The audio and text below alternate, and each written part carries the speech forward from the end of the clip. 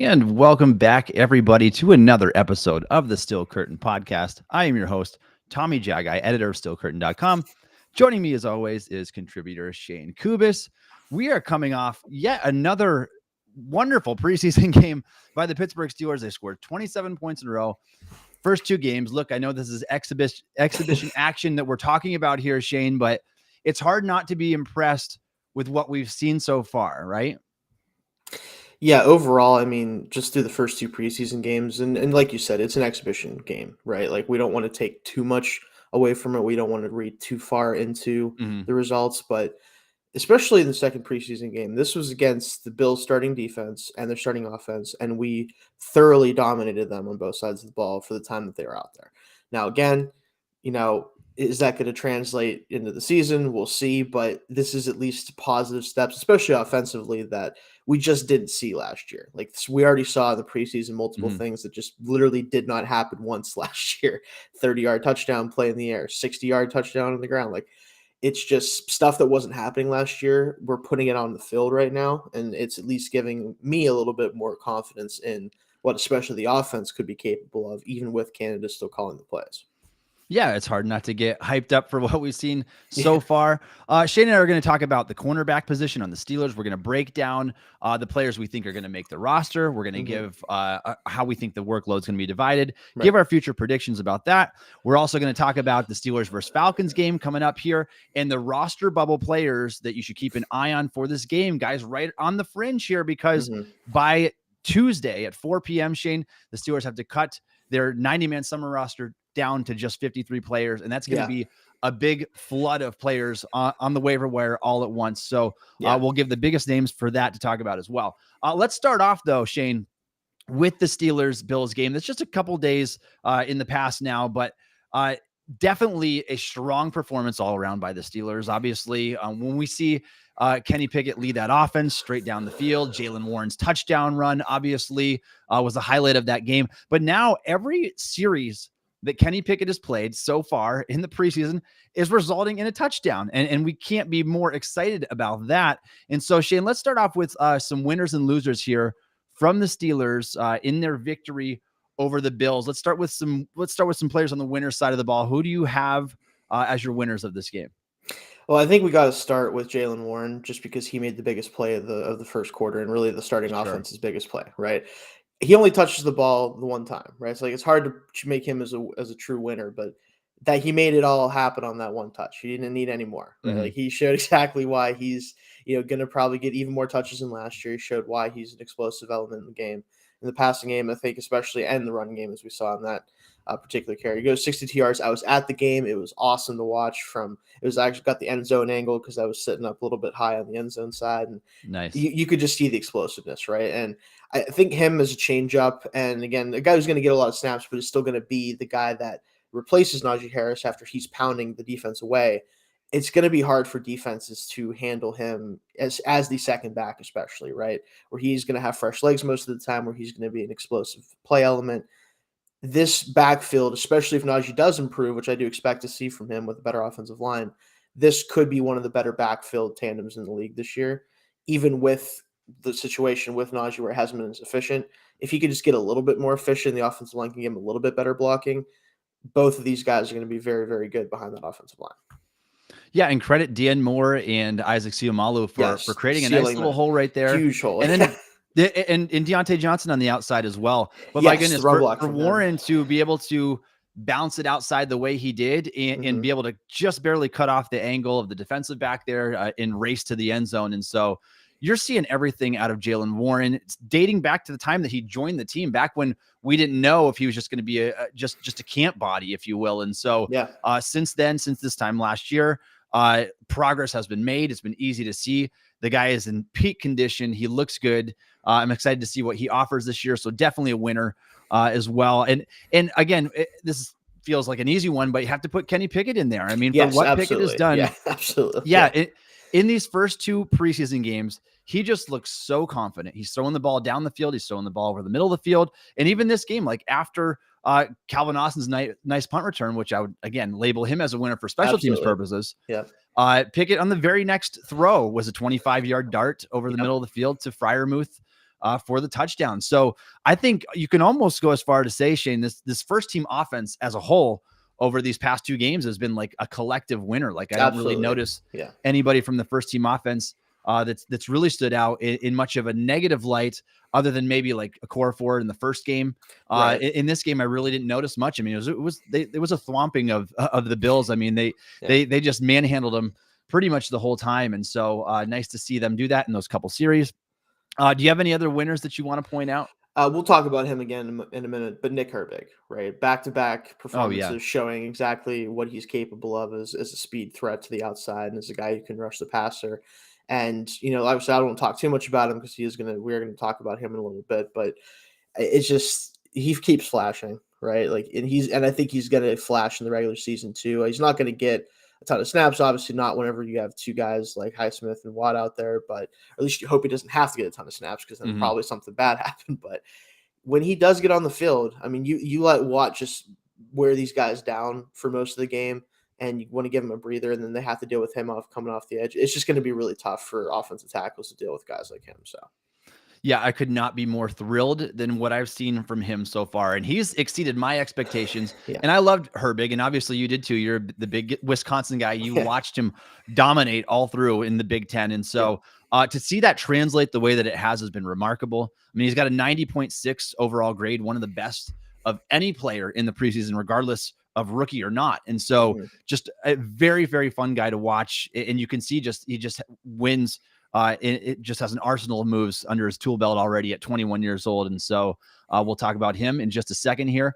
I would mention another winner in this game. I think a guy that took a big step up from the preseason opener was Tanner Muse. Yes. I think that he played much better in coverage. In the first game, I was scratching my head a little bit like, come on, I want to see these traits out there. I want to see that 4.4 speed in action. Yeah. And so this past game, though, against the Bills, he did look like a guy that could give him some coverage chops out there on defense if they choose to use him that way, assuming that he sticks around. And you and I both diagnosed the linebacker position last week on the podcast. If you missed that, go back and watch it. Shayne and I broke down the players that we believe would make the roster. We both had Muse as that final guy. And so I do think that he offers a lot on special teams, and what he showed in the Bills game on defense was encouraging, at least. I mean, he earned a 90.4 overall grade from his performance, one of the best coverage grades on the team. And he played quite a few snaps. He had 31 snaps, 18 of them in coverage. And so I thought he was a guy that kind of stood out in a positive light. Alex Highsmith, obviously, you're talking about these starters, and boy, did they make it look easy. Not just Highsmith, but Herbig as well. Make it look so easy on Deion Dawkins, like a veteran left tackle. So that's encouraging to see from Steelers pass rushers.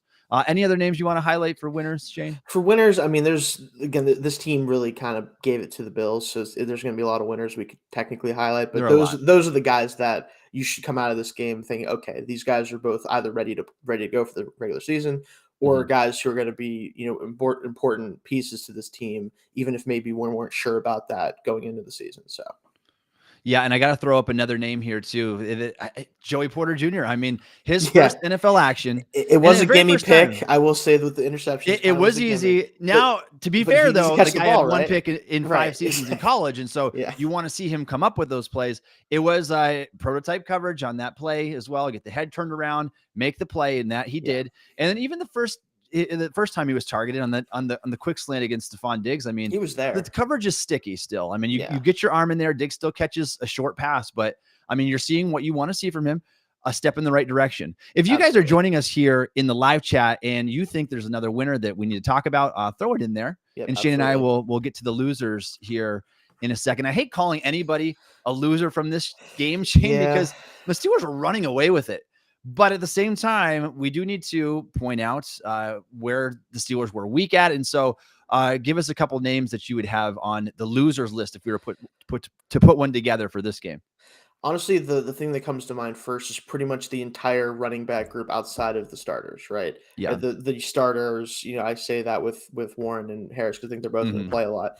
It just wasn't very pretty in the run game for the most part. It didn't get a lot of anything going there. It didn't matter because the passing game was working pretty well overall. And we got some turnovers from the defense that kind of made it so even when we stalled out, it didn't matter a whole lot. But even though McFarland had a rough day on the ground, like he's still clearly far and away the only like true viable running back on the team outside of the two top guys. And as much as I Yeah. would have liked someone to kind of challenge him, I'm also excited that he probably will make the roster. We're going to talk about that in a little bit, at least initially. Mhm. We'll see about cut weeks and stuff like that. But the running game overall, outside of Warren's run, was pretty mediocre at best, and a lot of the time it was ugly. Yeah, it was. They couldn't really get anything going outside of that long run there. And again, Yeah. you're playing a better defense than you did in the Yeah. opener. I'd have liked to see McFarland have a little bit more space to work with. I know, I Yeah. mean, you can blame it on him if you want. The guy that's not going to break tackles like He is Najee Warren does. get as many yards as you block for him, plus maybe a little more because of the speed. That's Yeah, about it. but he's got speed and space, and that was notable still in the receiving game where he had Yes. two impressive receptions in that game. And so not a lot of negatives to point to here. One name I'll throw out there is I have not been super impressed with Braden Fajoko in either of the first two games for the Steelers. He just doesn't offer anything as a pass rusher. And even I know he's supposed to be known for his run defense. I think that what he's been doing in run defense is just average. When I go back and watch the game second, third time through, I'm not seeing like this dominant run defender or anything that way. And so if the guy is going to be only average in run defense and gives you nothing on third downs or passing situations, is he a name worth keeping around? I don't know. I mean, that's one to keep an eye on and see, like, is he going to improve this game? Do the Steelers want that true nose tackle type on the team? Because he's really the only guy, Shayne, that fits that particular bill, not like the long base end, the 5 technique guys who can also do run defense stuff, but the squattier guy, the guy that you can put in at 0 tech right in there and just ask him to plug holes. Does he do it at a high enough level to warrant a roster spot? I think there's a conversation there to be had. So he's a guy. And then I've got to point to Kendrick Green again. I don't think this game was as sloppy as his preseason opener, but there was a miscommunication in the snap. So something happened there, and that resulted. It was right in front of me, and I was like, "What are we doing?" Okay, like it was. Yes, you probably got a good angle at that too. Yeah, I just don't know why there are so many miscues. There was one that almost went over, I think it was Rudolph's head. And then he had this one where Rudolph wasn't ready for it. And so did Green snap it too early? Something was mistimed there. Yeah. But even just as a blocker, it just continues to be very underwhelming. The anchoring strength and what he's been doing so far. And so as creative as they've gotten with Green in training camp, trying to use the guy as a fullback and even get him a few looks in the receiving game, we haven't seen any of that. And it makes you wonder why. Like, can he show another element to stick on this team? Because honestly, Shayne, if you were to trust a guy to come in, if Mason Cole got injured, would you trust Kendrick Green or would you trust Nate Herbig? Like, I would roll the dice with Herbig. He's had some center snaps in the past, and he's got the frame to hold up at the position. I think at this point with Green, like you said, unless he's on the move in some form or fashion, he just isn't consistent enough as a blocker to play meaningful snaps for you. And unless that changes like somehow in the next week or so, I don't really think he has a good shot at making this team. Like, I just don't see what value he brings if he's not gonna do the stuff they keep messing around with and in practice with. Like, if he was doing that stuff and was effective at it and could also be a passable backup center, then we could have a conversation. But at this point, like, even a guy like Spencer Anderson, who hasn't gotten a ton of time in camp or in the games either, it feels like, unless I'm missing something, he at least plays multiple positions and is a stronger player. Like, I would even rather have him as like the pseudo backup to like guard and center and everything else. Because at least I think there's potential with him to get there. Whereas Green's in year 3 now, and he hasn't shown any real improvement in his anchor and his ability to, block at a power run scheme, which again, we're not in a wide zone, like, movement offense. It's not what we're doing. If he was in like San Francisco, I think he would be at least maybe like a rosterable player because he could at least be on the move a lot of the time. But this is not that type of offense. So if he's not going to be able to do that stuff, then there's no point in messing around with it anymore at this point. Just cut bait. Yeah, we're going to talk about him again in just a little bit here.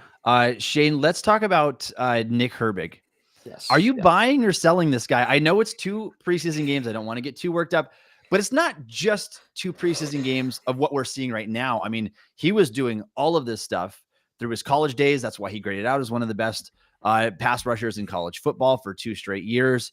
One of the best pass rush win rates. I mean, his was up there with Nick Bosa and Aiden Hutchinson and other high draft picks in recent years. And so maybe it's not just a fluke. I mean, maybe this guy at 6'2" and 240 pounds soaking wet can stick at this spot and do it at a high level and not be that affected by the jump to the NFL level against NFL tackles, because so far it doesn't seem to matter. And I wondered at first, Shayne, the Buccaneers game going up against Gadecki, and then seeing him do it again against Dawkins and then Spencer Brown on the other side, he just looks good so far. Are you buying the Nick Herbig hype right now, or do you think that part of what we're seeing is fluky and he's just going to come back down to earth?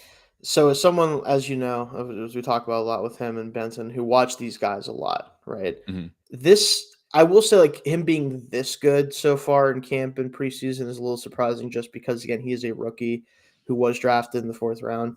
But I've seen him do all of these things. Like, this is not something I've not seen him do before. And I think the question for a lot of people, including yourself, and again, I totally understood it from a scouting perspective and even just objectively looking at it as a non-Wisconsin fan, right? That he doesn't have all the measurables you look for, length-wise, size-wise. That all is totally fair. But I think when it comes to a guy like him specifically, is you look at a lot of the pass rushers that are drafted very highly. Most of them are drafted off of their length, their height, their weight, their power, their natural leverage, things like things that they have that are genetic that you can't really teach, right? They're drafted off of those things, and then if they can't rush the passer yet, then that you think you could teach them that because that's something that can be learned. Or in some cases, obviously the top guys, they typically do have at least a couple moves they can go to on top of their athleticism and their traits. Where with Herbig, he is already a polished pass rusher and has been, and he does have elite explosiveness. So it's really just lacking the length and the size for him. And as important as that can be, if you have everything else, you could be a good pass rusher in the NFL. And I don't think he's ever going to be like a top end, like starting caliber guy in terms of like a true edge one. But I think he's already good enough to be an edge 3 and probably will eventually be a good enough to be an edge 2 if we ever need him to be. And for getting that in the 4th round, yeah, sign me up for that every week. Like, I don't really know how, like, I really think there's certain teams that should have looked at him and go, you know what? We know he can rush the passer. We just need to give him the opportunities to do so and advantageous opportunities to do so, and he'll be fine. I'm still kind of surprised he didn't go in the 3rd round or higher. Yeah, and I loved Herbig as well. I think I had him in my 70s. I have to go back and look at my big board. I had him in my 70s, and the Steelers got him at pick 132. I mean, I didn't foresee him falling as far as he did. I'm not surprised that he went in the 4th round, but the tail end of the 4th round, I mean, because of the size. If you're just grading him off of what he did, the tape in college, he gets an A or an A+ for that because it's that good.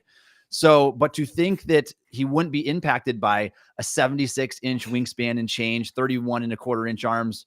I mean, this is a small, compact guy in comparison to other NFL players at his position. It just doesn't seem to matter right now, Shayne. And so I would have to say that I'm buying the Nick Herbig hype. I think that what we're seeing is translating. It's translating against NFL tackles. And this past week against Buffalo, it translated against first-team tackles and a pretty solid player in Dawkins on that side, Deion Dawkins. And so a guy who was just has been a quality tackle in the NFL for a little while now. And so to be able to do that, I think that he's showcasing that ability and that you're not going to necessarily need that size. I think that he might be one of those exceptions to the mold where, yes, he is an outlier in terms of size and length, but maybe you can be that Hassan Reddick type of player where it just doesn't matter because you are so refined. You've got great bend and burst off the edge, and you just know how to get after the quarterback. And it certainly seems like he does. And he's already deploying an arsenal of moves. All right, Shayne, let's move on to our next discussion topic today. Let's talk about the Steelers cornerback position before we get into the Steelers versus Falcons players and Falcons game and roster bubble players to watch. Let's talk about the Steelers cornerbacks in 2023 and what we expect from them. So, Shayne, let's start off with the question. We've been breaking down every position leading up to the NFL season, and we're almost there. We're going to finalize that with the safeties next week, and then we'll be ready for the start of the NFL season. What do you expect with this cornerback group in terms of who is going to make the final cut now? This becomes maybe a little bit more clear that Corey Trice, unfortunately, is not in the picture. But at the same time, it's like they've kind of had a mess all summer when it comes to like the slot cornerback position. So this is one of the trickier positions on the team to figure out if you were to try to guess the 5 or potentially 6 cornerbacks that they would keep on their roster. who do you have? And how many players do you have, and who are those guys, Shayne? So for me, I do have six technically. So I think the sixth guy is going to be Elijah Riley. He's going to be a slot corner Mhm. safety type player for them, and he's played safety in the past. I think he's played more than well enough to earn a roster spot. I think his flexibility is going to be something they care about. So he'll be the sixth de facto corner, even though again he's really just a slot corner plus safety versatility. And then you look at the rest of the guys. Obviously we know Patrick Peterson. Um, excuse me, Levi Wallace, Joey Porter, Chan Sullivan's probably gonna make the team at this point, just because again, he's the only like true like experienced slot corner they have on the roster. And then I think James Pierre, even though he hasn't been very good, unless they make a move at the cut week, or if something else happens, I think he's in line to still be a backup corner for them, and that would be the sixth that they have. Yeah, I think that that's a great prediction, what you have right there.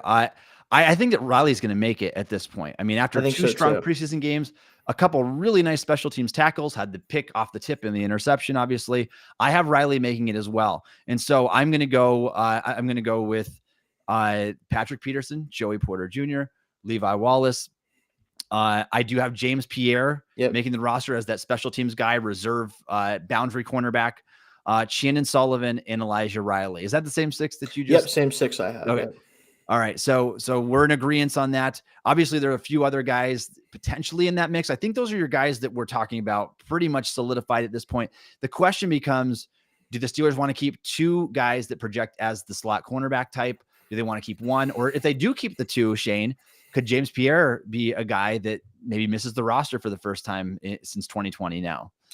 I think it's possible. I think that they would love for someone, if someone else on the roster was capable of beating him out, but right now it doesn't really feel that way. Like I think they want to have four boundary capable corners, and right now they would only have three if they cut him. Mm-hmm. So unless it is a cut week situation where maybe they move on from him and bring someone else in who was cut, which is totally possible because especially this year, like cut week is going to be Yeah. a bloodbath, right? Oh, Like yeah. practice squads getting set up and like who's going to stick around that way, and then who's going to be a surprise cut that maybe like the Steelers like, oh, I definitely want to have that guy if we can replace him with Pierre, like or replace Pierre with him. Like that's going to be really Mm-hmm. the question. But I think the initial cut down, if they don't make any, like if they were not to make any moves, it would still include James Pierre, mostly because Sullivan is really just a true slot corner, nothing else. Riley's the guy that I think is the versatile one, like I said, with the safety slot corner versatility. And I think it's actually going to impact the numbers in the safety room because I think it's possible now that Kenny Robinson had a really hot start to camp. He's kind of cooled off a lot in the games Mm-hmm. and in practices. I think Riley could also be the de facto fourth safety, sixth corner situation, which would make the numbers work a little bit better to keep six corners and then four safeties as well. Yeah, and that's where he started at safety. He played mostly cornerback through training camp in the preseason this year, but I love the position flexibility with him. And again, the guy that's got the hot hand right now. I mean, he looks really good this summer in each of his first two preseason games as well. I think the conversation does get really interesting, Shayne. Had Corey Trice not suffered the injury, and then I think you're either looking at you got to keep one fewer slot cornerback, maybe if Trice was impressing and it looked like he was early on, or you get rid of James Pierre at that point and maybe ask somebody else to play special teams. I don't know what Trice's ability would have been in that regard. And again, his spot wouldn't have been guaranteed. He was a 7th round pick, but a lot of people thought this guy should have been like a 2nd, 3rd rounder if he didn't have such an extensive injury history. Well, it turns out there's a reason why there's a lot of teams that passed on him because he had another ACL tear. And so we hope the best for him, that he can come back strong next summer. And give it a good shot to not only crack the roster, but maybe carve out a role potentially down the future alongside Joey Porter. That's the ideal. I mean, we don't know if we'll ever get that or not. But from a guy that had, it's so hard to expect much from a guy that's had the injury history that he's had. And so temper expectations there, but he was looking really good before the injury as well. So that would have mixed things up a little bit. But as of now, Shane and I both have the same 6, making the roster with 2 of those slot type nickel cornerbacks in Elijah Riley and Shannon Sullivan. And I'll be interested to see how that workload is divided. Like, are they serious about moving Peterson into the slot at all?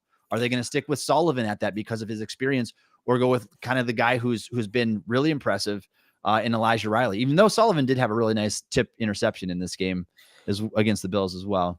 Yeah, I think the thing that I'm most curious about, and we talk about it with the next part here, but It does seem like, from what I think Joey Porter specifically made a comment recently about how whenever they've gone to nickel, a lot of the time it's been him at left cornerback and Peterson in the slot. Mm. I think it's gonna definitely be a kind of committee situation, and we'll talk about that here in a second.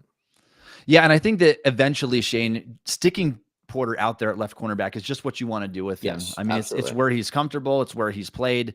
I know he's moved around a little bit at Penn State, but just get your young cornerback in a position where he can succeed. And I think that ultimately, I'd love to be able to see that switch happen at some point, and then stick him in a role that he's comfortable with, and make sure that he ends up performing well. How is this workload going to be divided? We're talking about that a little bit already, Shayne, but go ahead and give us a breakdown. I mean, in base, in nickel, who do you think is going to be the first man off the bench type of thing, or in a dime situation? What are the Steelers going with? So I do think that if we go base, which again, nickel is base nowadays, but we'll stick with actual legit It like is, three yes. four base. Okay. If it's two corners out there, at least to start the year, it's going to be Peterson and it's going to be Wallace. Like that's how it's going to start. I think it's pretty clear to me from what we've seen. Which again is totally fine. They're veterans. They're guys who you can at least kind of count on to give you a certain level of play. But again, not going to be very often that we're in base. So when we go to nickel, I do think it's going to be a committee situation at the slot. I think a lot of it's going to be based on what personnel they're getting, and then also what down and distances, things like that. I think if it's a true passing down, I'm assuming Peterson is going to be the primary slot corner in those situations, and Joey's going to come off the bench to play left corner. I think if it's kind of like, first, second down where you could see a run still, you could see either Elijah Riley or Sullivan in there as a slot primarily. And I think hopefully Riley, because again, I just don't trust Sullivan. I think Riley's at least more interesting and has a little bit more upside. He's played safety. He's got more tackling Mhm. ability, I think. So I think it's going to be a committee in the slot when you go to nickel, and the same thing as you go dime and beyond that. Like you're going to see Porter's going to come out there. He's going to be the first guy off the bench in those situations, and then it's just going to matter how they kind of mix and match the slot type guys, right? That's how you kind of want to see them do it. Yeah, there's not going to be like a one size fits all type of No, thing none here, of these Shayne. guys Uh, are perfect at all assets. They're all aspects of the game. Exactly. And what we see early in the year could be completely different to what we see in the second half of the season Yeah, because of the youth and depending on who's performing well. But I do agree with you in their base, even though you're right, nickel is base anymore. yeah, That's what right. that's what NFL teams play more than any other package. And so, but if we're talking about their 3-4 base defense, it's going to be Peterson as the left cornerback and Levi Wallace as the right cornerback, at least early on, Yeah, until Porter eventually takes that job. And then I would have to assume that Porter's going to come in and be the left cornerback because that's yes, where he has been playing. And so early on, that's what base is going to be. Nickel is going to be, it could be a collection of things. And this is where it gets so tricky because it's like, all right, are you going to be, how are we going to start the season? Are we going to be comfortable with just sending the veterans out there? That being Patrick Peterson, Levi Wallace, and then Shannon Sullivan in the slot, the guys that just have the most experience right. of anybody else in the roster at the cornerback position. Are you going to be willing to kind of experiment a little bit and say very early in the season and say, yeah, Joey Porter, you're going to be outside. We're going to kick Peterson inside, something he's done very sparingly in his career, and we're going to see how it works. So I'm going to be interested to see how these snaps are divided. And then you talk about the battle between Sullivan and Riley. If both of these guys make the team, you have to assume that they're going to kind of split reps there until the Steelers decide, yeah, one guy is clearly better than the other. Or maybe they just kind of take that committee approach and say, all right, certain situations, Sullivan will be on the field, certain situations, Riley will be on the field. And then I think that the good thing about the versatility that Riley offers is in dime as well. I mean, he can kind of serve that dime backer role. They can kind of use Keanu Neal in that as the extra defender on the field in that situation if they choose to. I'm not as comfortable with that based on what I've seen, but we'll see. Maybe for the Steelers, he'll be kind of improved over what he was the last couple of years. So it is really hard to determine how this will be divided. But what I will say, Shayne, is Peterson's going to be out there more than anybody, I would have to Yeah, I guess. believe so. And Yeah, even as if the you put him veteran at of the group. safety for some reps or slot Yeah, corner, whatever you want to do, he's going to be out there. Wallace is going to get a lot of reps, although later in the season, I can see that diminishing depending on how Porter does with the snaps that he earns. There's only so many outside cornerbacks on the field at once. And yeah, so neither of those guys can kick inside. But depending on how they want to do it with Peterson, it's gonna be tricky. It's really hard one to figure out. But we do think those are our 6 guys, and those will be the guys at the forefront leading the team in snaps. Give us a prediction for your cornerbacks here in 2023, Shayne. So I think the thing that I'll do that a lot of people are wondering, especially because of the fact that Joey's going to probably play a lot this year as a rookie at some point, is the ball production. Is it going to be at the level Yeah. it was last year?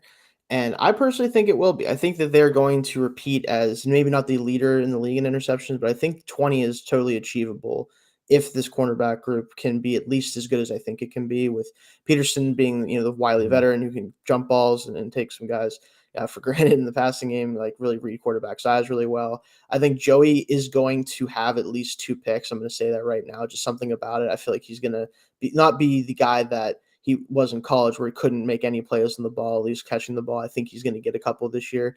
I think especially quarterbacks are going to be trying to target him.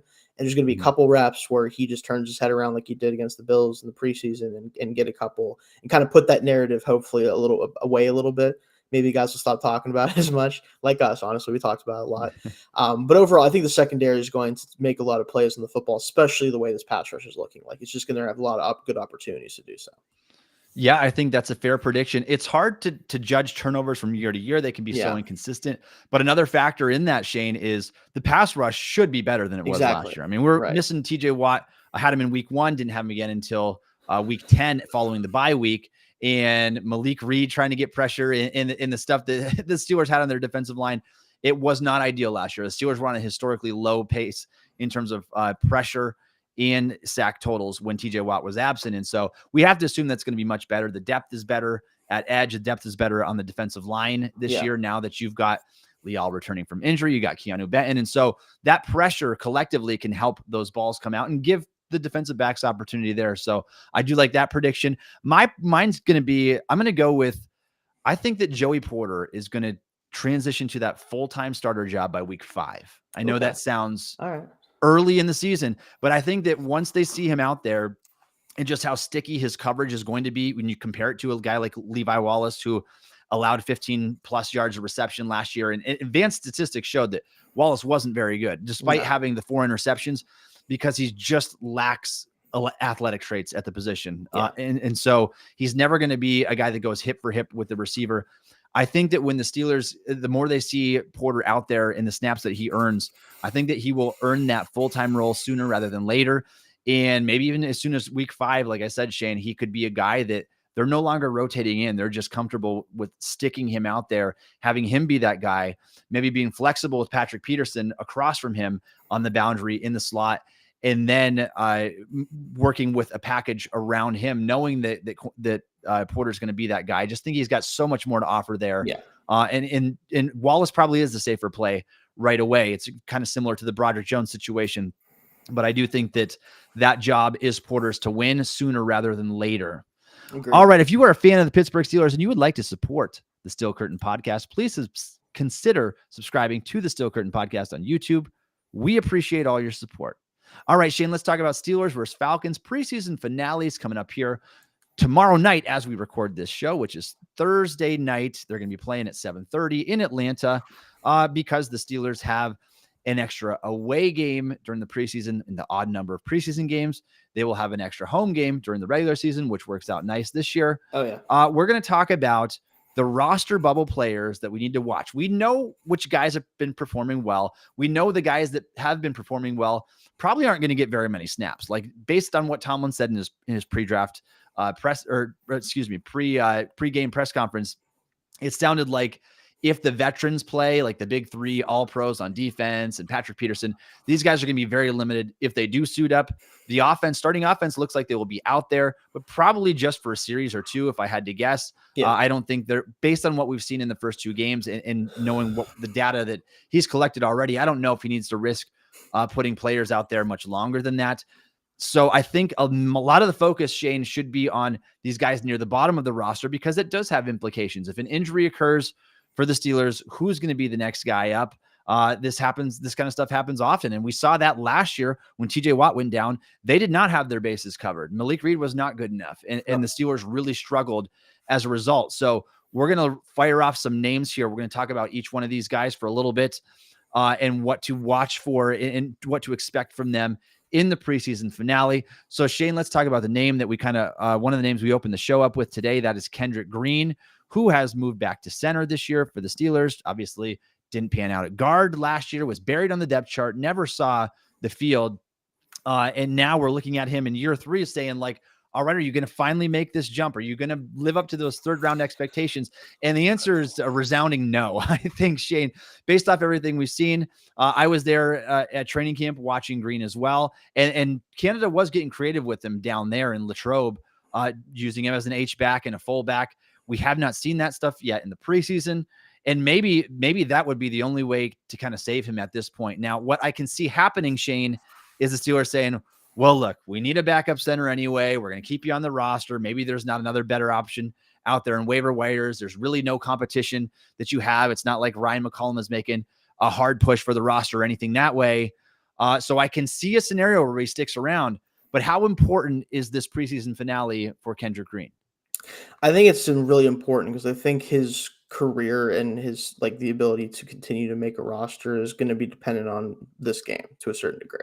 If he doesn't show something of value in this game, they have enough offensive line depth. They have guys who can play center. There's a guy that was drafted this year who may honestly be a better player than him already. We'll talk about him a little bit too.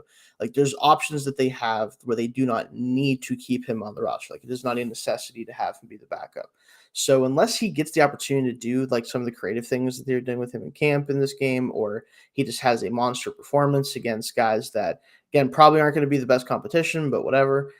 I think it's up with him. I think it's done. And it's unfortunate because this guy was, really good athlete, all that stuff, but it just hasn't translated, especially in this scheme. Like even in other schemes, I don't think he'd be like anything close to a starter, but in certain schemes, I could see him being at least a backup caliber player. He hasn't really even been that so far in his career.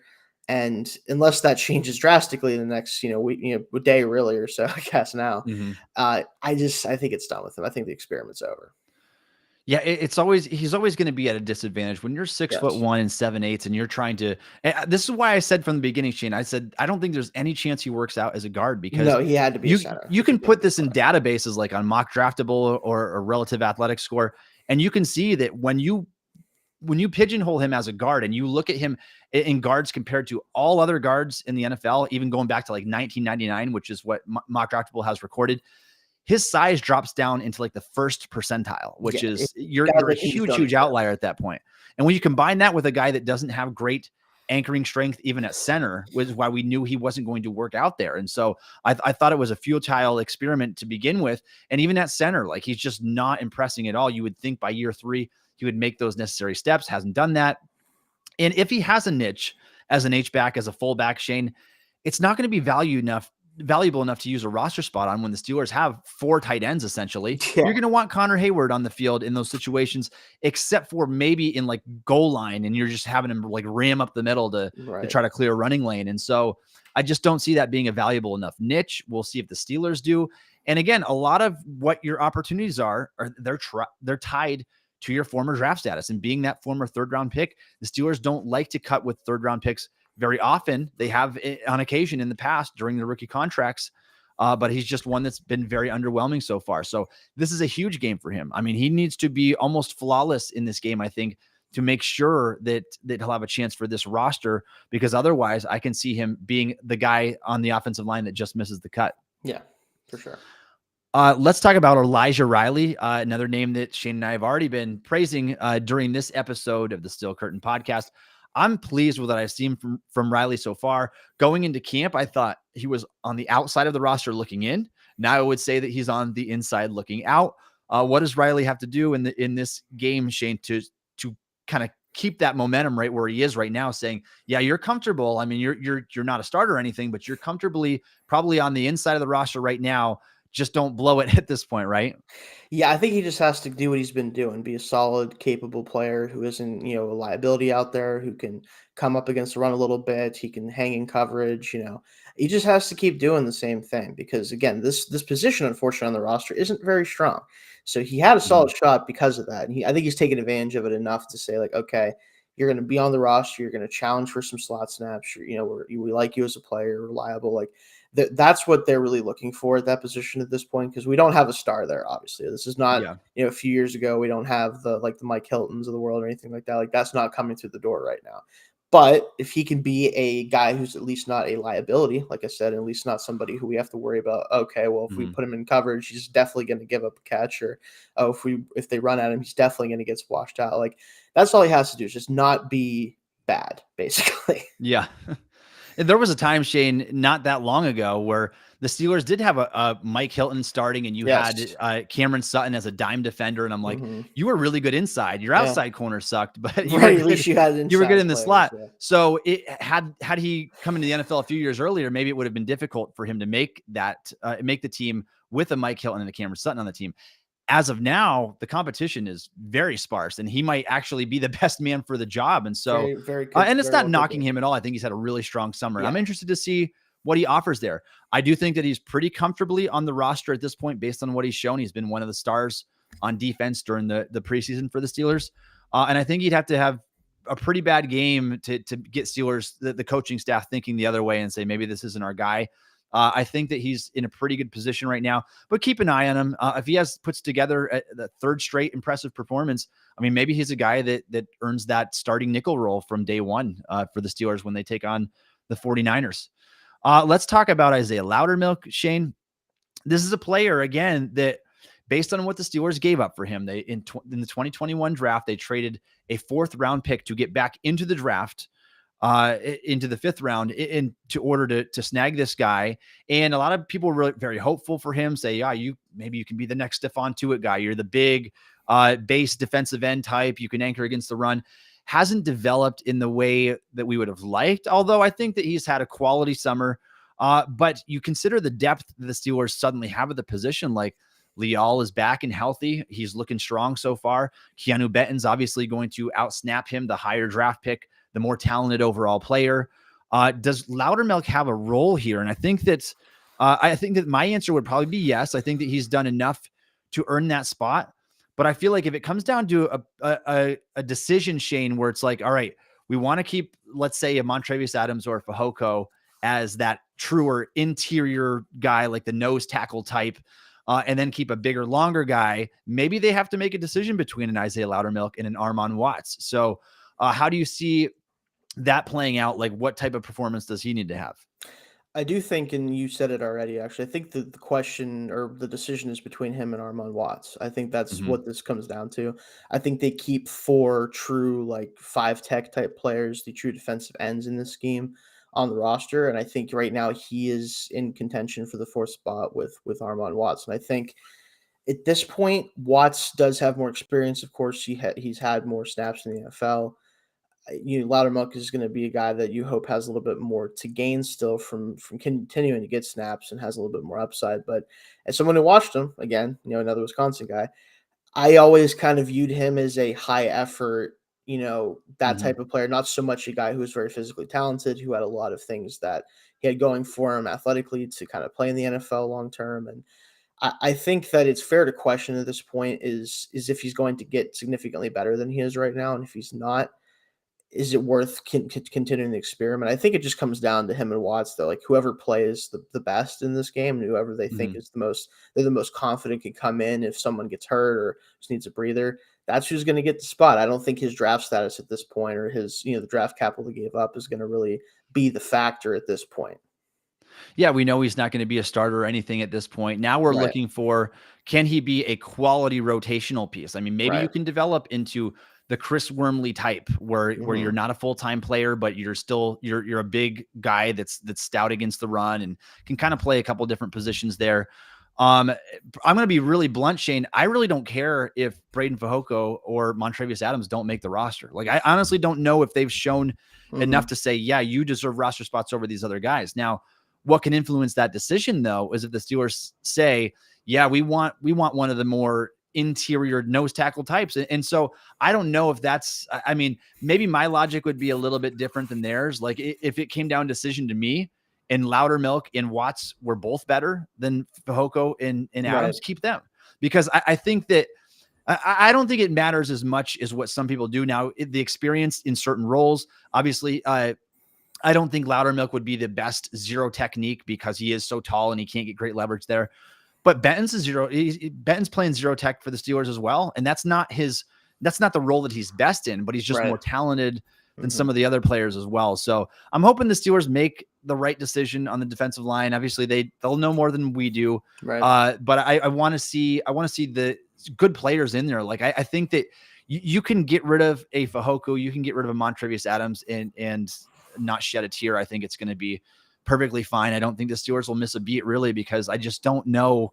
I don't know what the niche is that those guys offer. I think that Adams has more juice, but he just gets washed out of the run game.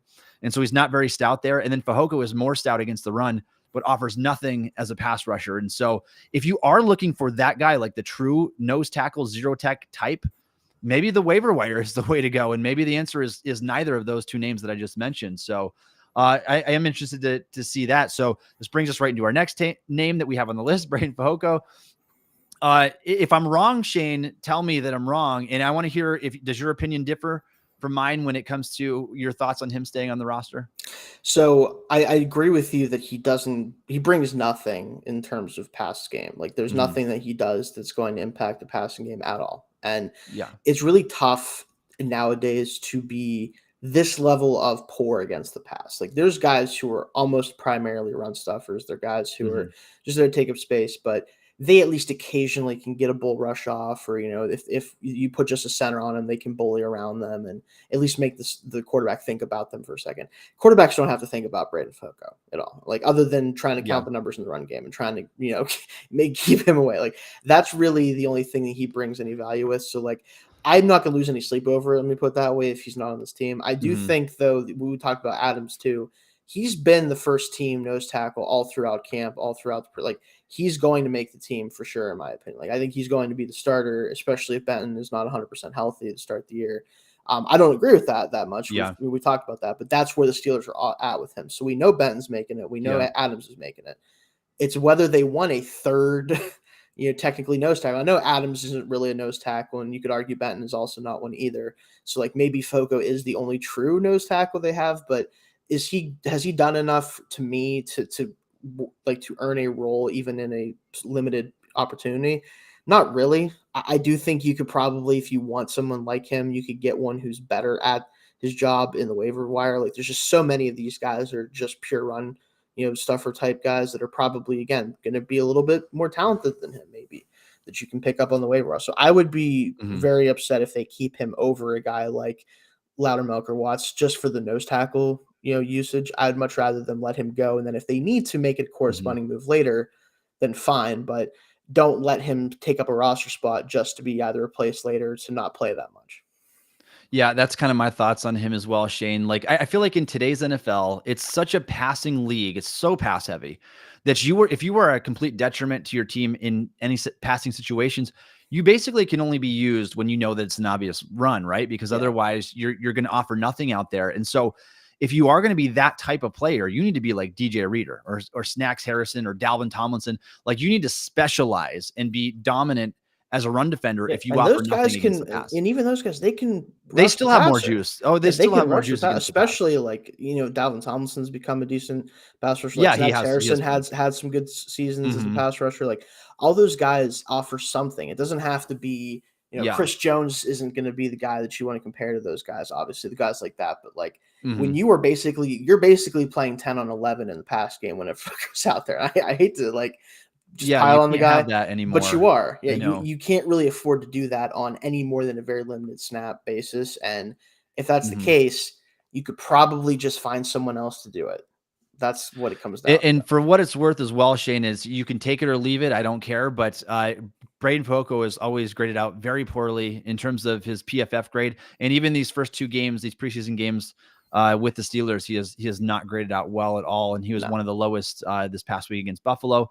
So something to consider there, at least. Let's move on to James Pierre, another guy that is hung around. I give the guy credit. I mean, it's underdog story. Florida Atlantic comes in undrafted, not a very good testing athlete. The guy's got 4.6 speed, but has managed to stick around in this role because he made his chops on coverage units and special teams there, and has done a good job for the Steelers when called upon. Now, does he get beat down the field from time to time? For sure, because he just doesn't have the makeup speed. I kind of liken him play style wise on defense to a lesser version of Levi Wallace. And that's not, you don't want to go too much lower than Levi Wallace in terms of starting caliber cornerbacks. And so that's why he's a guy that you only see in a pinch. I was a fan of Pierre when he first came in, hasn't really made a lot of progress, specifically on the defensive side of the ball. What does he have to do in this game? Is his job safe, Shayne? Because Corey Trice is no longer here, because they're suddenly their depth at boundary cornerback is much thinner than we originally anticipated. Yeah, I think that just to start with his, whether he's safe or not, I think he's safe until cuts happen, and then we'll see from there. Yeah, I think that's a good way to phrase it. Let me put it that way. Like, I think he's safe until at least like the night of or day of cuts, and then we'll see what happens from there. But I think the problem with James at this point is, like, we know who he is, right? The Steelers know exactly what they're getting from him, and what they're getting is probably just not enough to ever guarantee a spot. Like, he's a good special teamer, which is really nice to have. But if one guy gets hurt at outside corner, and all of a sudden he is the guy that has to come in a situation where they want to have three of those types out there, which isn't super often, but still, if he's the first guy that comes in the case of an injury after, like, Joey Porter, at least to start the year, inside of 15 yards, he's all right. He's pretty good. Once you get past 15 yards, bad stuff tends to start happening. And if teams know that, they're going to attack it. Like, I think that's the problem with him, is he is a big red glaring throw 20 plus yards on me sign when he's out there. And it's unfortunate because, again, he's a solid player. He's got good technique. Like, he can handle guys inside of 10, 15 yards. He can handle guys who don't have the vertical separation or vertical speed. It's just, they're not going to let us get away with that if he has to play a lot of snaps. And for me, like, he's good depth overall, especially, like I said, on special teams, but they're eventually going to have to upgrade this corner room even more than they have, and he's going to probably be one of the guys that is a casualty of that. Yeah, I agree with you. I think that he's always been that guy that, and you're talking about like the 10, 15 yard range, he's been real solid there because he can stick with guys. Red zone, he's all right. And make up speed down the field. He just doesn't have that part of his game. I think a strong performance from him this week could at least make the Steelers say, yeah, we don't need to kind of test the waiver wire to see here. Yeah. We're comfortable with you. Danny Smith loves you as the special teams guy, and we'll just keep you for that purpose. And so I think that he's on the inside of the bubble looking out, where some of the other guys are maybe on the outside looking in. I do think that he probably sticks around for his fourth season here. Yeah. So 2020, 21, 22. Yeah, this will be number 4. So I mean, not much more you could ask for from a former undrafted free agent. I mean, he's got I think he should be story already. He should be very happy with himself so far in his career. So, all right, Gunnar Olszewski, a player who I know a lot of fans don't like him. He wasn't the special teams guru as advertised last year in terms of his returnability. Nothing like he was as the all-pro guy for the Patriots, averaging like 17 insane yards per punt return, and was great on kickoffs and all-pro in that regard. And so took a big step back for the Steelers last year. And now with Calvin Austin here, I mean, Austin looked real good on his one punt return, 54 yards last week against the Bills. I would have to assume that Steelers are going to deploy Austin in there. There's maybe talk about just having Anthony McFarland being the kick return man. Does he have a place? I know he's still a quality player just in special teams units. And I think that he can be a serviceable backup receiver, reserve receiver if you need him. I think he's had a really good summer. It's just, do you keep this guy around? And he's not a veteran minimum guy either. He's a guy they pay a little bit of money to. What would you call him right now, Shayne? Is he on the inside looking out or outside looking in? I think it really comes down to whether they want to keep 6 receivers or not. Because I think you could justify this year keeping 5 to start the year and just kind of rolling, especially because you're going to keep 4 tight ends, right? We're going to see more 12 personnel than probably ever before. Like, I think that if the numbers dictate it and they think that his spot is not as valuable as someone else on the roster somewhere else, it's very possible it's just a numbers game for him ultimately. Because we know the 3 starters are going to be here. Boykin is even more valuable in special teams, and Austin is better. So, like, after those 5, like, yeah, if we are keeping 6, I think he's the 6th, right? I think that's pretty, Yeah. confident to say that. But I do think there's definitely justification to keep 5 to start the year and cut him. And then if you need to go, get a 6th receiver at some point, bring up one of the guys you're going to put in the practice squad, or just, whoever might be out there, you can go grab to be a receiver specifically. Because if he's not going to be the kicker punt returner and he's just going to be another special teamer, not that that isn't valuable, but we have guys who I think they can keep elsewhere on the roster who might have more tangible value to the offense or defense than, Olszewski will have. And they can, like you said, save some money because he isn't a player that's just like, oh, if you cut him, it doesn't really change the numbers at all. He does save them a little bit of cap for if something does come up down the future, or just rollover cap, honestly, which something a lot of people don't think about. But I Yep. do think that his roster spot is only safe if they keep 6. And if they don't, obviously he's going to probably be that 6th guy and the odd man out. Yeah, I think you're right, 100%. It is a numbers game. If they keep 6, he is the 6th. I don't think that there's any debate in that at all. No. There's not a Des Fitzpatrick or something on his heels that's going to end up taking that job away from him. So it depends on, do we think it's going to be 5 or 6? In my latest prediction, Shayne, I had the Steelers going with 6 guys. But if you look back just a couple of years, they did 5 guys at the position on the roster. And so it depends on what they want there.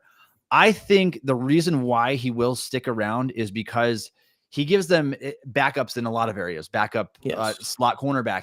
If a guy is failing there, or if a guy needs, or if a guy is injured, he can do all the jet sweep and gadget stuff. If you want him to do that, he can do punt and kick returns. He's been an All-Pro in the past in that area, and he can play special teams. And so I think he does offer enough collectively that the coaching staff's going to get together and say, hey, this is a football player. You might not be our best one, but he's a football player. He can do a lot of things for us. Let's keep him around a little longer. So I think that if I had to make my prediction, I do think the Steelers will allocate that extra roster spot to a receiver there and keep 6 receivers, with Miles Boykin and Olszewski being number 5 and 6 on the roster. All right, let's talk about Spencer Anderson, rookie offensive lineman. Call him a tackle, a guard, even a center, whatever you want. This is a guy that I didn't know much about him, honestly, when the Steelers drafted him. I went pretty deep into the draft with my study stuff. But when you get to guys that were ranked like in the 300s, it's hard because the Steelers, you have to trust the Steelers scouting department with these guys. He's a guy with tools. I mean, he's a guy that tested as a 93rd percentile athlete. When you compare him to NFL guards, which is still really good, doesn't have great length. And this is why I think ultimately, Shayne, he's going to be an interior guy. He's not going to be a tackle. You just can't get away with 32.5-inch arms on the outside very often at all, unless you are just a phenomenal prospect to begin with. Right. So I think he ends up interior in the long run. But what matters right now is the short term. And does he stick around on this roster? Well, I think it's probably pretty safe to say there's not room for Kendrick Green and Spencer Anderson. I mean, if you just do the math off the top of your head, you got the 5 starters, you got Nate Herbig, you've got Kevin Dotson. And then if you keep another one, and it's unlikely the Steelers keep a 4th offensive tackle because they don't typically do that. But if you keep another guy after that, who is that guy going to be? And Kendrick Green, I don't think it's shown very much. And honestly, I think that what we've seen, these flashes from Spencer Anderson, have been more worth keeping than the first couple year sample that we have now in Kendrick Green. And not only that, but he gives you that position flexibility like you talked about. So Shayne, if it's a competition between these two, who do you think wins it? I do think Anderson wins it if it's between those two. And I think that's kind of what we need to find out is that the case? Like, is it a situation where one of these two is going to make the roster, or is it a situation where neither of them might make the roster? Because Anderson is definitely a prime practice squad candidate for us, obviously, if he doesn't make it. So he'll probably be with us no matter what. It's just going to be, does he crack the roster? And he'll be inactive, obviously, to start the year if he's on the 53. But I think that's really the question, because you look at the rest of this group here on the offensive line, and we know at least 7 of the spots, right? We know the 5 starters. We know, obviously, Broderick Jones, and I think we also know Nate Herbig, of course. Dotson is the question mark. Does he stay on the team? Does he get traded? I think he's either on the team or off the team because of a trade. I don't think they're obviously going to straight up cut him. So he's the 8th guy then in that situation. Then you go, okay, well, do we need a 9th guy? Do we want a 9th guy? Because, like, Dylan Cook, just want to shout him out. He's been really, really good. Yeah. And, like, obviously you don't want to keep 4 tackles most times. But if they wanted to, I think that they could justify it with how he's played. I think he would give them a lot of a lot more upside than a guy like Raven Clark, obviously, who they brought in. He's long tackle, but not very good tackle. So it's like, whatever. But overall, like I like where this offensive line is at. Let me put it that way. Like, the fact that we have to have these conversations is nice. Whereas, like, in the past, I felt like we kind of like, well, who cares really who the eighth offensive lineman is because they're not good anyway. Now we have a different situation. So I'm hopeful that he can become something for us at some point, but it's just going to come down to whether that's this year or if it's maybe next year where he has a chance to compete. So. Yeah, Shayne, I always tend to be a little bit more forward thinking. And my thought process goes to, all right, Anderson, you're the young, athletic, versatile guy. We've seen a couple years of Kendrick Green already. That's not working out so well. I just have to assume that the trajectory of Anderson is going to be better than where it is with Kendrick Green. And so if they choose between them, my vote would be for Anderson. Absolutely. Because he's a guy that can play maybe 4 or 5 positions across the offensive line in a pinch. But again, like you said already, he's going to be the last of the guys to make the team if he makes it.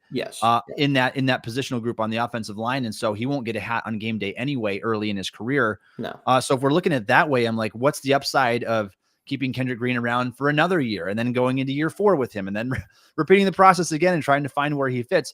Or can you just go with Anderson, hope that his natural talent helps him win in this process and become maybe like a stopgap starter down the line or something, a guy that can come and fill in.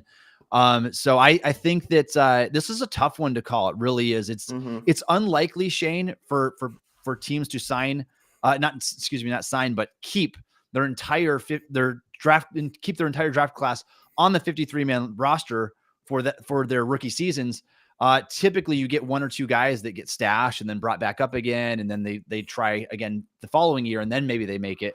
Or sometimes they get cut. And so it's the Steelers just they've got a really strong group in this draft class so far. Can they complete like the whole trifecta here and have everybody make the team, which is, it's not very common. And then obviously Corey Trice on IR and he'll try again. He doesn't count. So it won't count for roster spots. But I'm interested to see what happens here. I do think a strong performance could help his case. But maybe he's already a guy that's kind of edging out because he's performed better. I think he just performed better and he can do it at multiple roles. So keep your eye on him. He's a very interesting guy to watch in this last game here. Tanner Muse, Shayne. I feel like his first 2 games are kind of like the tale of 2 stories here. He against the Buccaneers, I didn't think he played very well at all. Like I went back and watched that game. I'm like, he's getting up a lot of big plays in coverage, always a step behind. And then he goes against the Bills and he's right in the hip pocket there. He made a couple nice plays in coverage. I thought he played a little bit faster and more natural. And so he went from grading out as the worst defender on the team to grading out as the best defender on the team this past week. And I think that film shows that as well. Consistency might be an issue for him. A guy that in his first couple of years has really only been a special teams player, did that in Seattle. And when he did play, even though his snaps were very spare, I thought he was pretty decent in coverage. Is this a guy that the Steelers can keep around in this regard? Like say if a Cole Holcomb goes down or a Quan Alexander, can he be a guy that you throw on the field maybe in passing downs? Or is he just the Marcus Allen of the team now? Is he just the guy that's going to make the squad for special teams purposes and nothing else? So I think that it's more likely that it's just the special teams value, but I think that's enough to get him onto the field and get him into the 53. And I think more importantly, he gives you, even if it's inconsistent play, I think he's capable as a linebacker to come in if we need him to.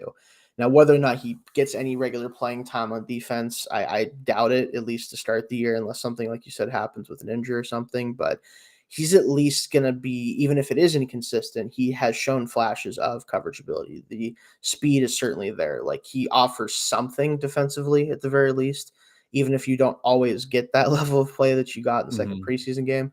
And I think that's enough to just obviously let him be like the special teams linebacker / like backup defender for the pass game, especially. Yeah, I think if he kind of caps this off with a pretty strong performance here, I'd be very against surprised the Falcons. If he doesn't make it. I think that's kind of probably the intent anyway when you signed him, was to replace that role, that last linebacker, and be that special teams guy.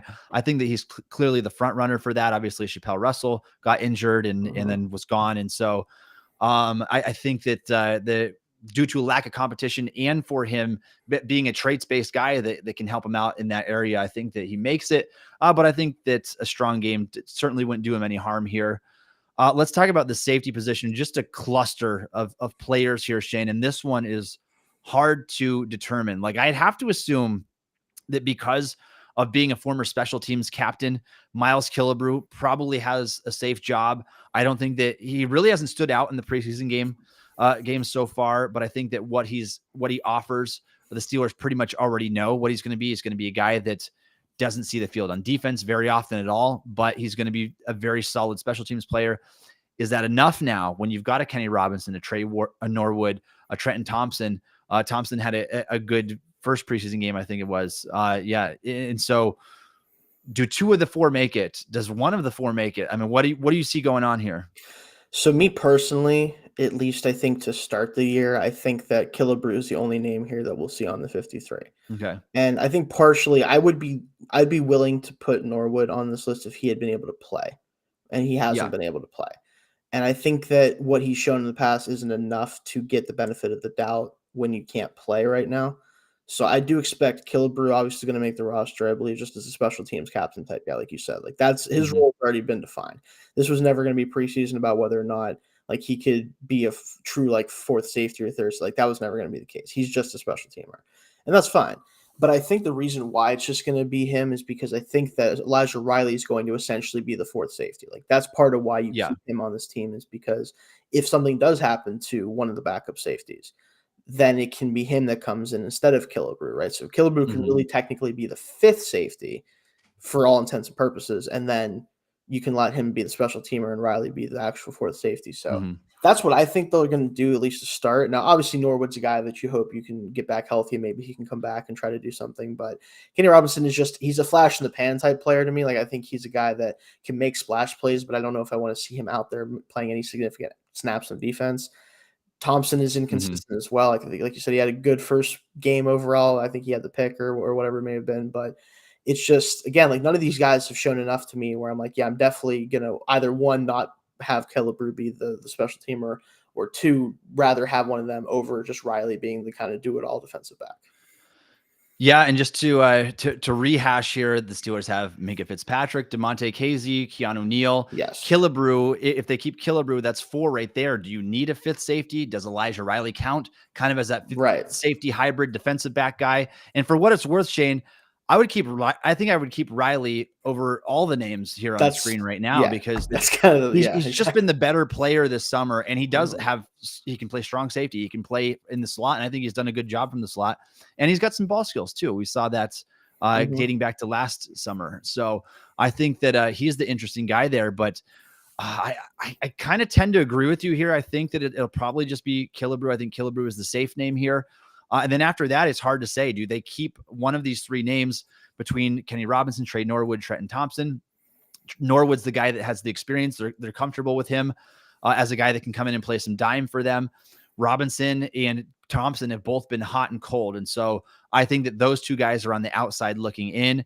Norwood's like right there on the bubble. Norwood said that he's going to play this game, so I'm interested to see how that performance will look. If he plays very well, it obviously changes things a little bit, because if he shows he's healthy, if he shows he's ready to go, that could impact their decision. But again, I feel like he's a guy that I think he'd still be eligible at this point because of the new practice squad rules. Like, they could probably stash him for now if they needed to, if they're not comfortable with him being on the roster. But again, like, in that case, you'd probably just eventually see him come up for an injury or whatever. But it just kind of feels like the rest of these safeties, they haven't done either anything because of injury or enough to justify a roster spot. Yep, I would agree with that as well. All right, one more name on the list today, Shayne, and one that I don't know if many people are expecting to be on here or not, but I put him on here because there is a debate to be made here. Anthony McFarland Jr. I think that he's clearly been a top 3 running back on the Steelers throughout the summer. You go back to training camp. I was down there for a couple of practices. The guy looked fast, twitchy, explosive. That translated in the first preseason game where he popped off 6 yards a carry, had a couple explosive runs. One was brought back because of a holding call. The other went for a touchdown that would have gone much longer had he had more space to work with if the end zone wasn't there. This past game, not so good. It can't find any running room at all, but still a couple of nice receptions, does a little work in the receiving game. There is no fourth that's competing with him at all on this roster right now. Like it's Greg Bell's not there. They just don't have that guy. There's not that guy that we can point to say, yeah, this is a guy that can kind of push him for this. Now, that doesn't mean, though, that they couldn't look for someone in the waiver wire, because here's the only thing I worry about when it comes to McFarland, Shayne. He does not at all fit the mold of what the Steelers have looked for in the past as their RB3. He doesn't play special teams outside of doing kick returns. So is he enough for them? Is this going to be enough for them? Does he need to put on a show, or is his job already safe in the preseason finale? So he kind of, and for a different reason than James Pierre, I think that their situations are similar in the sense that their jobs are safe as we sit here today. Not necessarily regardless of what happens, but for the most part, regardless of what happens in this game, until the waiver wire starts, until we start seeing who's getting let go, what guys aren't going to be able to make the team from other teams. Because if a running back pops open that is, still a capable runner of the football, but has more special teams value, has played more special team snaps, pops open, I would not be that shocked if the Steelers go, hey, Anthony, great job this preseason. You can't play the special teams we want you to play. Too bad. That's just what they've done to him so far. And like some of it's been totally justified. Like, I'm not saying he's a guy like, oh, I can't believe he's not making the roster. Like, it's whatever. But right now he should certainly make the roster. So it's a tough question because, again, he doesn't fit the mold. We talked about that a lot. Like, he doesn't fit the mold for what they want. Now, that doesn't mean all of a sudden like the Steelers can't say, oh, well, we want to have that explosive third back. Like we're fine with that. We'll do special teams value elsewhere. That's what I hope they do, honestly. And I'd be fine with it, obviously, if they do. But they haven't. So it makes you wonder, like, you kind of have to put him here, even though there's clearly no internal competition. Like, that just isn't happening. Like, it's just not. So I do think it's fair to put him on here, and I do want to see him have a really good game because I'm hoping that can kind of put that to bed, hopefully, and maybe they don't look super hard at the waiver wire. Yeah, I would have to guess that McFarland makes the roster, Shayne, based on just what we've seen so far, the lack of competition. And this is going against a trend now because the Steelers typically like that 215 to 230 pound back to be their third back who can hold up on special teams for a ton of usage, a couple hundred snaps there per year on special teams. McFarland, like we said, is not that guy at all. So he does not fit that mold. But at the same time, it seems like if they were very uncomfortable with this idea of not having your Benny Snell type as that's the guy that can be your core special teams guy as your RB3, it seems like they would have brought somebody in to do that. Now, again, there's waiver wires, and we can make an assumption that maybe the Steelers would have some interest there, depending on what they think of McFarland. Personally, Shayne, I want him to make the team. Like I want the guy to. He's had like 12 carries over the last couple of years. It's been really low, like 9 and 6 or something over the last 2 years. That, maybe just a little bit over that. So I want to see what he can do and maybe just give him like 2 or 4 touches a game and see, can he bust out some big plays? Can he increase an explosive play rate for a team that was severely lacking in that regard last year? And if that's the case, then I'm not so concerned with his lack of special teams ability. I think you can find that in keeping the extra linebacker and keeping James Pierre and whatever else you need to do in that regard. But I'm interested in McFarland. I think that he's had a strong summer, and though he didn't run the ball well this past game, I want to see him come out with a big performance here. And I think he's done enough these past 2 summers to warrant more action than what he's been given so far, and being a guy that's getting stashed and brought up and stashed. And so I'd like to see him make the roster this year. All right. That is all the names that Shayne and I have on our list. Our next show will come a week from today, and so it'll be just after the Steelers cut their roster. There's going to be a flood of cuts. We're going to break all those down. Have lots to talk about, I'm sure. Lots to talk about, and we'll see if the Steelers get active in the waiver wire as well. But thank you for joining us today on the show. You can follow Shayne on Twitter at Shayne Kubas. You can follow me on Twitter at Tommy Jaggi. You can download the Steel Curtain podcast wherever you get your podcasts. Also check us out on YouTube or ask Alexa to play the Steel Curtain podcast. And thanks for listening to the Steel Curtain podcast.